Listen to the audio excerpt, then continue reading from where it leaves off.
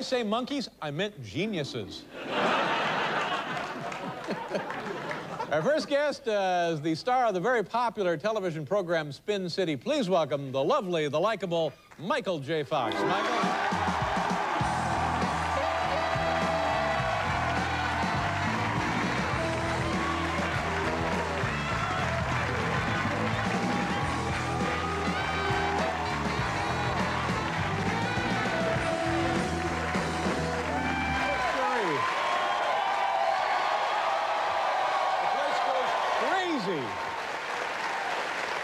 Nice to have you on the show. Thank you. You know, I always think they like to hear Foxy Lady and plays it.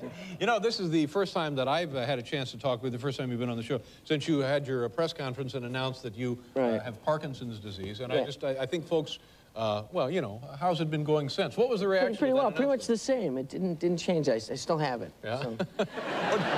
You thought maybe by making the announcement? I thought, you know, maybe it was, it was last chance. You know, last chance. I'm on my way to Barbara Walters now. You know?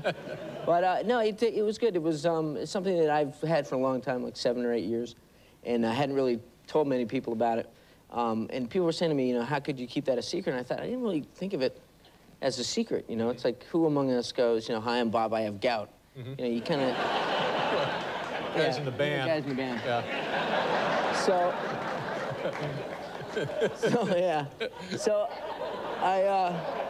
I'd mentioned the show when I talked about it. I did 2 things. I did a People magazine interview and talked to Barbara Walters because I figured, you know, that pretty much covers it. You're set right there. Everybody, like people in Zimbabwe, are aware of my health. So that was good, and it was good letting people know, people that you know, that I work with and stuff like that, so they feel comfortable. Now, I'm guessing that there are probably 2 areas of reaction: people who you don't know, who are your fans, and people that you work with who didn't know, who probably were stunned and immediately sympathetic, maybe too sympathetic, if in fact that can be applied in this case. Right. And then there were the people who also share the disorder with you. Well, it's interesting because there's a whole community that I hadn't been a part of, you know, other than obviously having a similar situational life experience, but hadn't really been in touch with them. And so this has been a nice process for me, kind of getting to know different groups and what they do and how I can help. It's also touchy too because of what I do and because of the things that I have in my life and the things that are available to me. It may look a little easier than it is for other folks that are in the same situation that I'm in. So that's right, because we see you on television shows and you look great, you're funny, everything's fine. So when I say everything's cool with me, it doesn't necessarily mean that someone that you know and maybe in the same situation that they're being a jerk if they say they're having a hard time, because you know, it's not necessarily a picnic. But for me, it's you know, I'm able to do what I do. It's about I was going to say it's about timing drugs, which again would refer to the band.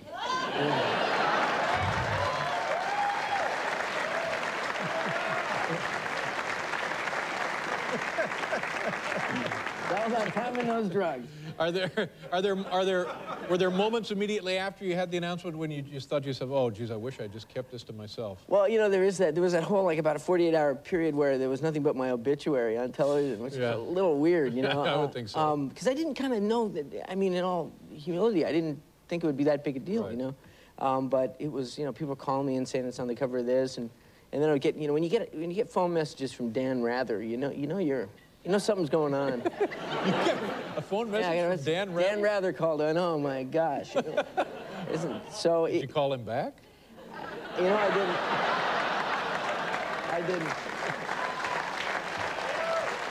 didn't. But the second wave of it was really cool when they kind of got off me a little bit, and it wasn't, and I didn't have to watch old, like, you know, clips from the first year of Family Ties and stuff on TV. And it got into just people talking about Parkinson's, and especially because I think it's like 1 in 10 or something under 40, because people think of it as something that affects older people. So the fact that the disease, and then also the fact that younger people are affected by it, got so much attention in the press was an immediate thing that made me feel great. I felt like, well, if anything good could come of this, it just did, and hopefully more will. Can you give me a simple, easy-to-understand definition of what the disorder is? It's a failure of the body, the system, to do what? Part of your brain manufactures something called dopamine, which is like, the way I describe it to my kid, it's like motor oil. So it kind of makes everything work. It makes everything run fluidly, and so when it stops manufacturing that, or at least processing it or delivering it, or it's not being received in the right way, then things start to break down. You get a little rigid, you get tremor, you can affect your speech, it can affect all kinds of things, and it gradually gets worse, and it's progressive, and it's, you know, you usually see with older people so that it's a short kind of span. There's not a lot of hope that things will get better. Sometimes with, you know, folks are in their 70s or 80s, but for younger people, I really think that I may, you know, I may not be one of the first people to get this, but I'll be one of the last people to have it. You think so? Well, good. Definitely. They're making that much progress with the report? And is it... I mean, when you say the body is not producing or delivering or receiving the dopamine, is it just as simple as introducing synthesized dopamine into the system? Well, that's the short-term solution. That's what I do on a day-to-day basis. Hopefully, at some point, you know, there's all kinds of talk. I mean, one of the things that they're talking about doing is finding a way to put into the brain new cells that will produce, you know, that learn how to do that. And all kinds of other stuff they're doing. I mean, it goes on and on and on. There's all kinds of research going on. And you went through an actual surgical procedure. Yeah, that was to go, they kind of fixed a part of my brain that was firing a lot. It was causing a lot of tremor in my left side. And it was kind of cool, you know. I mean, cool to have your brain fixed. Well, because I was awake, you know. So they go and the only unpleasant thing is they strap this cage on your head and they bolt it in so your head doesn't move around. You're actually conscious for this? Yeah, well, you know, you're a little loopy. Oh my God, I would hope so. They give you a little Valium or something, or a cocktail. I don't know what it was. But, and how long does this last? This procedure? Yeah. When they're actually, you go in to get this thing put on, you sit in a lazy boy kind of thing, and they drill the top of your head. Now, Michael, they don't drill in the... Well, actually, you know, I think they use an electric one, but I think with a nail gun. I think they do some finesse work with one of these, and then they get this probe thing and they put it in your brain, and it goes right in the middle of your brain, and then they right into the middle of your brain. Yeah, and then they have these machines that tell you, you know, if they're close, because they're sending out sound waves and things like that. They can pinpoint the area that is cells. They find cells, and then they're talking to you, and when the machines aren't doing what they're doing, they're saying, like, what do you feel? Like, how do you feel? And weird stuff, because you'd be sitting there and all of a sudden you go, oh man, that's not fair, man. They're doing it too? Oh, they're doing stuff to your brain. They could, you know, it's like all of a sudden you're sitting there and you go, oh, okay. That's funny. That's funny. The wacky neurosurgeon. Okay. One of these days, the brain will be on the other foot, buddy.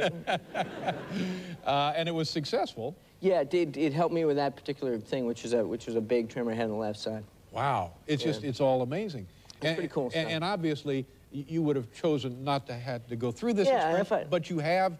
And again, this is probably what you were talking about earlier, the wrong kind of message. You seem great to me. Well, I feel pretty good, and the thing for me is, again, that my life has been so amazing, and so many great things have happened to me. I got a great family. I've got a job that I love, and you know, things are good, and I have a positive outlook.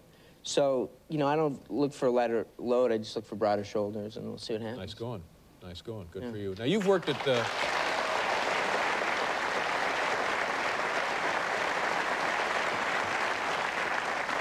You've worked at ABC for a long time, haven't you? Yeah, I have. Place is run by monkeys, right?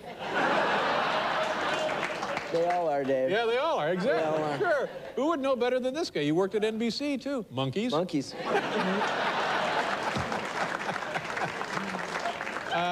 Boy, congratulations on your Golden Globe Award. You. That was a very nice thing. It was a good night. Yeah, it was a good party.